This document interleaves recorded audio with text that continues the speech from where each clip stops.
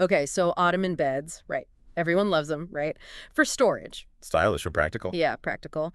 But this news story we're diving into today, it's going to make you think twice about them. It's about this woman, Helen Davey, and, well, let's just say it was a freak accident involving her ottoman bed. And it was fatal. Yeah, and it's one of those stories that really makes you realize that hidden dangers can be lurking anywhere, even in something as ordinary as a piece of furniture. Exactly. Like you read the headlines, especially that CNN one, and I don't know, you just don't expect it. Right, you just don't expect a bed to be a death trap. So let's get into it. This Helen Davey, she was only 39 years old, from England, and The coroner's report is what really paints a clear picture here. It concluded that the cause of death was positional asphyxia. positional asphyxia. I'll be honest, I had to look that one up. Basically, it means she couldn't breathe. Something cut off her air supply.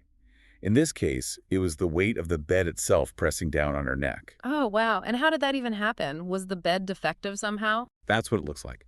The coroner believes that the gas lift piston, that mechanism that helps you lift the mattress platform to access the storage space, malfunctioned. And when it did, the platform fell on top of her. It's just awful. And to think she was probably just trying to put something away or grab something from under the bed when it It's a happened. terrible tragedy. Mm. And her daughter's statement in court, which was reported in the Northern Echo, just breaks your heart. Finding her mother like that, trying to lift the bed, just awful. She even described seeing a blue mark on her mom's neck where the bed had pressed down. It just goes to show it can happen so suddenly. And it makes you wonder, what about our own homes? What seemingly harmless things could pose a risk we haven't considered? That's the thing about this case. Mm-hmm. It makes you question everything. We see beds as safe, comfortable places, not something that could potentially kill us. Or you let your guard down. And that's what's so unsettling. Any object, if it malfunctions or is used incorrectly, has the potential to be dangerous. It's a good reminder to be vigilant, even with the most mundane things in our lives. Absolutely. And the coroner in this case must have thought it was serious too, because they issued a warning to the UK government about the potential dangers of gas piston mechanisms in these ottoman beds. Which is a big deal. I mean, coroners determine the cause of death, right? Yeah. That's their job. They don't typically get involved in public safety campaigns. So the fact that this coroner felt strongly enough to issue a warning to the government, well, it suggests that they believe this type of accident could happen again. It really makes you think twice about consumer product safety, doesn't it? It does.